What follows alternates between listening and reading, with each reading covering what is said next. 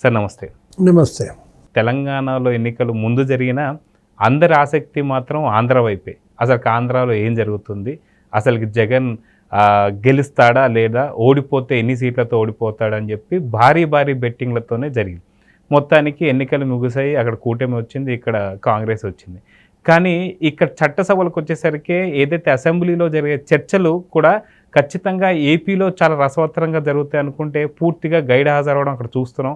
ఇక్కడ తెలంగాణలో మాత్రం చాలా రసవత్తరమైన చర్చలు అయితే జరుగుతున్నాయి. సో ఈ రెండింటి మధ్యన వ్యత్యాసాన్ని ఎలా చూడాలంటారు? తెలంగాణ, ఆంధ్రప్రదేశ్ రెండు చోట్ల కొత్త ప్రభుత్వాలు, రెండు చోట్ల ముఖ్యమంత్రులు మారారు, రెండు చోట్ల ప్రతిపక్షాలు మారాయి. ప్రతిపక్షం అధికార పక్షం అయింది, అధికార పక్షం ప్రతిపక్షం అయింది. ఇప్పుడు రెండు తెలుగు రాష్ట్రాల ప్రజలు రెండు సభలని చూస్తున్నారు, బేరీజ్ వేస్తున్నారు.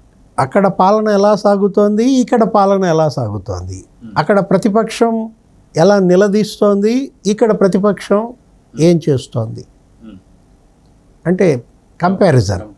అంటే ఇప్పుడు విడిపోయాం, ఏది రెండు రాష్ట్రాలు భౌతికంగా విడిపోయినా మానసికంగా తెలుగు ప్రజలు ఏది తెలంగాణ అంత మంచిగా, అంత అభివృద్ధి పదంగా, అంత ట్రాక్ మీద వెళ్తోంది. అదే ఆంధ్రప్రదేశ్కి వచ్చేసరికి జగన్మోహన్ రెడ్డి ఎలా ట్రాక్ తప్పించాడో మనం చూసాం. దాన్ని మళ్ళా ట్రాక్ మీద నడపటానికి అక్కడ కొత్త ముఖ్యమంత్రి చంద్రబాబు, తెలుగుదేశం, బీజేపీ, జనసేన కూటమి అక్కడ ప్రయత్నం చూస్తున్నాం. ఇప్పుడు అక్కడ కూటమి ప్రభుత్వం, ముఖ్యమంత్రి చంద్రబాబు ఏర్పడి 50 రోజులు, ఇక్కడ రేవంత్ రెడ్డి ముఖ్యమంత్రి అయి నీకు 6 నెలలు అవుతాను.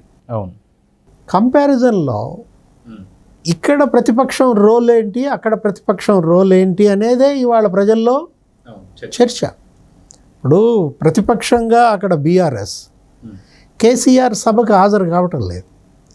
కేసీఆర్ సభకి హాజరు కాకపోవడంలో మొదట ప్రజలు క్షమించారు. ఎందుకని? ఆయన కింద పడ్డాడు, బాత్రూంలో జారిపడ్డాడు, తొంటి ఇరిగింది, అదేదో ఎముక ఆపరేషను, ఒక 2-3 నెలలు ఆయన అసలు నడవలేని పరిస్థితి. ఆయన సభకి వెళ్ళకపోయినా ప్రజలు తప్పు పట్టరు. తర్వాత ఇప్పుడు ఎందుకు వెళ్ళటం లేదనేది ఇప్పుడు మళ్ళీ అది ఆయన ఎదుర్కొంటాడు ఆ ప్రశ్న, అది వేరే విషయం. అతను రాకపోయినా ఇవాళ వాళ్ళ ప్రశ్నలతో, వాళ్ళ ప్రసంగాలతో మరి రేవంత్ రెడ్డి ప్రభుత్వాన్ని ఇరుకులో పెడుతున్నారు. అది కదా ప్రజలు కోరుకునేది. ఏది? ఇప్పుడు నిన్న హరీష్ రావు మాట్లాడాడు బడ్జెట్ మీద. రేవంత్ రెడ్డి ప్రభుత్వం పెట్టిన బడ్జెట్, వాళ్ళు గత 10 ఏళ్లలో వాళ్ళ మేనమామ ఎవరు కేసీఆర్ ముఖ్యమంత్రిగా చేసిన పనులు, వాటి గురించి అసెంబ్లీలో మాట్లాడుతూ రేవంత్ రెడ్డిని, ఆయన ప్రభుత్వాన్ని ఇబ్బంది పెట్టేలాగా హరీష్ రావు నిన్న ప్రసంగం ప్రజల్లోకి బలంగా వెళ్ళింది. అట్లాగే ఇవాళ జగదీష్ రెడ్డి నల్గొండ ఆ పద్దుల మీద మాట్లాడుతూ, బడ్జెట్ పద్దుల్లో విద్యుత్ గురించి మాట్లాడుతూ, ఆ విద్యుత్ కొనుగోళ్ల స్కామ్ ఇవాళ విచారణ ఎదుర్కొంటున్నాడు కేసీఆర్, జగదీష్ రెడ్డి. దానిపైన వాళ్ళ వాయిస్ వాళ్ళు వినిపిస్తున్నారు. రేవంత్ రెడ్డి వాళ్ళని దుమ్మెత్తి పోశాడు. నిన్న రేవంత్ రెడ్డి వర్సెస్ హరీష్ రావు ఫైట్ మామూలుగా ఉందా? ఇవాళ జగదీష్ రెడ్డి వర్సెస్ వెంకటరెడ్డి నల్గొండ ఫైట్ అదిరిపోతాను. ప్రజలు అది కోరుకుంటారు. ఏది? ప్రతిపక్షం నిలదీయాలి, అధికార పక్షం సమాధానం చెప్పాలి, అన్నీ బయటికి రావాలి, ఓపెన్ అవ్వాలి. పారదర్శకత ప్రజలు కోరుకునేది. ఇక్కడ దీని పరిస్థితికి వద్దాం. ఏది? మన మొదలష్టం ఏది? ఆంధ్రప్రదేశ్ మన రాష్ట్రం అని చెప్పుకోవాలంటే గర్వంగా ఉండాల్సిన రాష్ట్రాన్ని ఏం చేశాడు జగన్మోహన్ రెడ్డి? ఆంధ్రప్రదేశ్ అని చెప్పుకోవాలంటేనే సిగ్గుపడే పరిస్థితి తెచ్చాడు. 5 ఏళ్ళు అధ్వానం చేశాడు. సరే, ఏది? పెట్టుబడులు రాకుండా చేశాడు, కంపెనీలు తరిమేశాడు, బ్రాండ్ ఇమేజ్ దెబ్బతీశాడు. అదొక అవినీతి ప్రదేశ్గా, అదొక అరాచక ప్రదేశ్గా అలా పేరు మారిపోయిన దీంట్లో ఇప్పుడు ప్రజలు ఆగ్రహించారు, జగన్మోహన్ రెడ్డిని దించేశారు. అంటే అధికార పార్టీగా అన్ఫిట్ అన్నారు, ప్రతిపక్షంగా వెళ్ళమన్నారు. వెళ్ళాలి కదా. ప్రతిపక్షంగా జగన్మోహన్ రెడ్డి డకౌటా ఎలా చూడాలా? ఇప్పుడు ఏది? నిన్ను ఆడమని పంపించారు, నువ్వు నీ స్టిక్కులు నువ్వు కొట్టేసుకుంటే ఏమంటారు? దాన్ని హిట్ వికెట్ అంటారు. సభకి వెళ్ళకపోవడం జగన్మోహన్ రెడ్డి చేస్తున్నటువంటి ఘోర అపరాధం. అయితే అది కాక తను అసలు చాలా చిన్న పిల్లోళ్ళలాగా నాకు ప్రతిపక్ష హోదా ఇస్తేనే అసెంబ్లీకి వెళ్తాను అందని ఎలా చూడాలి? ఎందుకంటే ఒకప్పుడు పులివెందల పులి అని చెప్పుకునేటువంటి ఒక జగన్ ఇప్పుడు ప్రతిపక్ష హోదా నాకు ఇవ్వడం లేదు అని చెప్పేసి అనే మారాన్ని ఎలా చూడాలంటారు? ఇక్కడ ఇద్దరిని మళ్ళీ నువ్వు కంపేర్ చేయాలి.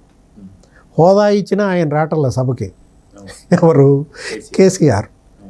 కేసీఆర్కి ఆ హోదా ఉంది, ఆయన క్యాబినెట్ ర్యాంక్ ఉంది, ప్రతిపక్ష హోదా ఉండి క్యాబినెట్ ర్యాంక్ ఉండి పవర్స్ ఉండి మరి ఆయన అసలు అక్కడ సభకు రావటంలా. ఇతనేమో అది లేదు కాబట్టి నేను రానంటాడు. గురు శిష్యులు ఇద్దరు.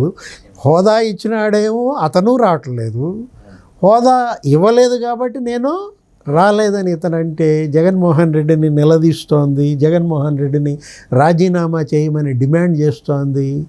చంద్రబాబు, పవన్ కళ్యాణ్, లోకేష్ వాళ్ళు కాదు, సొంత చెల్లె యు ఆర్ అన్ఫిట్ అంటోంది. ఇవాళ తన అన్న అనర్హుడు అని చెల్లె అంటోంది. ఏది? శాసనసభ్యుడిగా కూడా నువ్వు అనర్హుడివి, నీకు ప్రతిపక్షంగా అనర్హత ప్రజలు తీసేశారు, నీకు ఆ హోదా ప్రజలు ఇవ్వలేదు. ప్రజలు ఇవ్వని హోదా నువ్వెందుకు కోరుకుంటావు? ఈ బెగ్గింగ్ ఏంటి? బెగ్గింగ్ చేసేవాడు రాజశేఖర రెడ్డి కొడుకు ఎలా అవుతాడు? ఇప్పుడు వాళ్ళు ఇచ్చిన హోదా అది, నువ్వు వెళ్ళాలా? నీలాగా గతంలో పి జనార్దన్ రెడ్డి అనుకున్నాడా? ఆయనకి అప్పుడు హోదా లేదు, అయినా అప్పుడు వెళ్ళి చంద్రబాబు ప్రభుత్వాన్ని ఇరుకులో పెట్టాడు. ఇప్పుడు జగన్మోహన్ రెడ్డి కూడా నిన్న ఆంధ్రప్రదేశ్ అసెంబ్లీకి వెళ్ళుంటే 6 రోజులు చర్చ జరిగింది, 27 గంటలు చర్చ జరిగితే అతను వెళ్ళకుండా తన ఎమ్మెల్యేలను కూడా వెళ్ళనీయకుండా, అంటే తా జడ్డ కోతి వనం వెళ్ళ జరిచిందని నువ్వు వెళ్ళవు, ఆ 10 మందిని వెళ్ళనివ్వవు. ఇప్పుడు అక్కడ 37 జరిగింది అక్కడ. ఏది? ప్రశ్నలు. నీకు 64 మంది సభ్యులు మాట్లాడారు, 64 మంది సభ్యులు మాట్లాడిచ్చాడే స్పీకర్ అయ్యన్న పాత్రుడు. మీరు కూడా వెళ్తే మీ ఫస్ట్ టైం ఎమ్మెల్యేలు మీ 10 మందితో మాట్లాడిచ్చేవాడు కదా, 11 మందితో. మీ వాయిస్ అసెంబ్లీ వేదికగా ప్రజల్లోకి పంపే అవకాశాన్ని మీరే పోగొట్టుకున్నారు. అంటే మీ గొంతు మీరే నొక్కుంటున్నారు, మీ గొంతు మీరే కోసేసుకున్నట్టు కదా. సభకి వెళ్ళకపోవటం అంటే సూయిసైడ్, సభకి వెళ్ళకపోవటం అంటే సూయిసైడ్ అన్నమాట. ఏది? YSR Congress party Jaganmohan Reddy political suicide చేసుకుంటున్నాడు.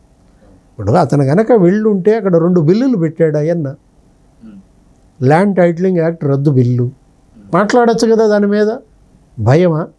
ల్యాండ్ టైటిలింగ్ యాక్ట్ రద్దు బిల్లు మీద నువ్వు కనుక మాట్లాడితే పాస్ పుస్తకాల మీద నీ ఫోటో, సర్వే రాళ్ల మీద నీ ఫోటో, లేదు ఈ భూ కబ్జాలు, భూ ఆక్రమణలు, ఈ 22A, ఈ నిషిద్ధ జాబితాలో ఉన్న భూములన్నీ, ఆ జవహర్ రెడ్డి అక్కడ విశాఖపట్నంలో భూములు, ఇక్కడ ఈ పెద్దిరెడ్డి మదనపల్లిలో భూములు 1000 ఎకరాలు, ఫైళ్ళు తగలబెట్టడం, ఆ బయటకు వస్తాయని ఆ ఉద్దేశంతో ఆ భూముల యొక్క డాక్యుమెంట్స్ అన్నీ తగలబెట్టారన్న విచారణలు, ఇవన్నీ బయటకు వస్తాయని భయమా?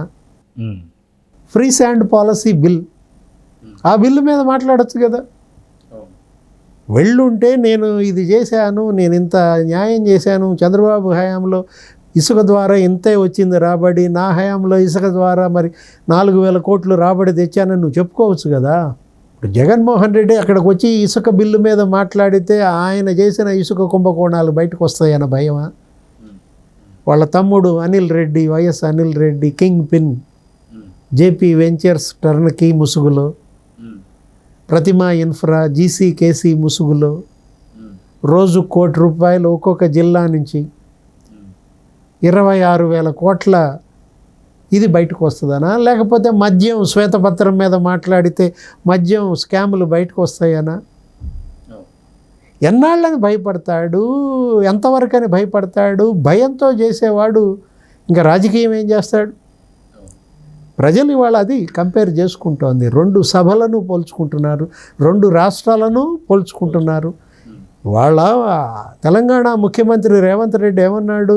ఆంధ్రప్రదేశ్ ముఖ్యమంత్రిగా చంద్రబాబు వచ్చాడు, రోజుకి ఆయన 18 గంటలు పనిచేస్తాడు, నేను ఇప్పుడు 12 గంటలే పని చేస్తున్నా, నేను ఇంకో 6 గంటలు పెంచాలన్నాడు. పోటీ తత్వం అది కదా. ఇప్పుడు జగన్ సభకి వెళ్ళినా వెళ్ళకపోయినా ఆంధ్రప్రదేశ్ అసెంబ్లీకి డోకా లేదు, జరిగేది జరుగుద్ది, చక్కటి చర్చ నడుస్తోంది. అక్కడ ఆ తెలుగుదేశం, జనసేన, బీజేపీ సభ్యులు ఇంతకు ముందులాగా అది కౌరవ సభ కాదు.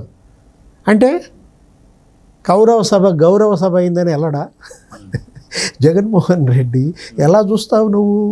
గౌరవ సభ మళ్ళా కౌరవ సభ అయితేనే అడుగు పెడతా అని శపథం చేస్తాడా? ప్రజలు జగన్మోహన్ రెడ్డి రాజకీయాన్ని అర్థం చేసుకోలేకపోయారా? జగన్మోహన్ రెడ్డి జనం యొక్క ఆకాంక్షలను అర్థం చేసుకోలేకపోయాడా అనేదే $1 మిలియన్ క్వశ్చన్. సో చూద్దాం సార్, మొత్తానికి ఇరు తెలుగు రాష్ట్రాలలో జరుగుతున్న చర్చ మాత్రం పూర్తిగా జగన్ ఇంకా దిగజారేటట్లు చేస్తుంది. కానీ అది అర్థం చేసుకొని జగన్ చట్టసభలకు రావాలని అయితే కోరుకుందాం. నమస్తే. నమస్తే.